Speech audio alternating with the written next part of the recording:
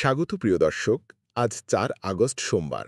আমি মনির আহমদ আজাদ আপনাদের সঙ্গে রয়েছি গুরুত্বপূর্ণ একটি সংবাদে।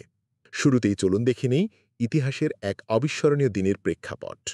আগামীকাল ৫ আগস্ট ২০২৪ বাংলাদেশের ইতিহাসে চিরস্মরণীয় একটি দিন। এই দিনেই অবসান ঘটে দীর্ঘদিনের ফ্যাসিস্ট শাসন কাঠামোর। স্বৈরাচারী শাসক হাসিনার দুঃশাসনের করালগ্রাস থেকে মুক্তি পায় এই দেশ। কিন্তু এই মুক্তির মূল্য যে কতটা রক্তমাখা তা বলে দেয় আমাদের দেশের সাহসী ছাত্র সমাজের গল্প। শহর থেকে গ্রাম, রাজপথ, গলিপথ, বিশ্ববিদ্যালয়ের প্রাঙ্গণ কিংবা গ্রামের মেঠো পথ, সবখানে একটাই আওয়াজ ছিল, স্বৈরতন্ত্র নয়, চাই গণতন্ত্র।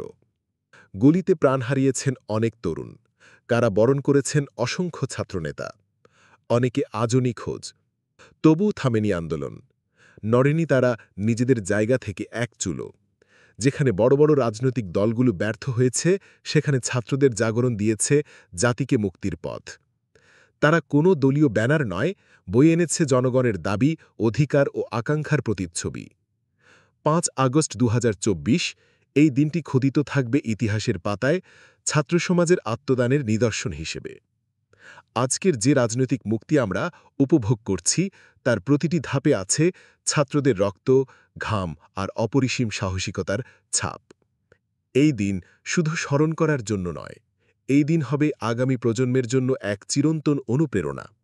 যারা অন্যায়ের বিরুদ্ধে রুখে দাঁড়াতে চাইবে, গণতন্ত্র ও মানবাধিকারের পতাকা উঁচিয়ে ধরতে চাইবে, তাদের প্রতিটি পদক্ষেপে এই ইতিহাস হয়ে থাকবে প্রেরণার উৎস। এই ছিল আমাদের আজকের বিশেষ প্রতিবেদন।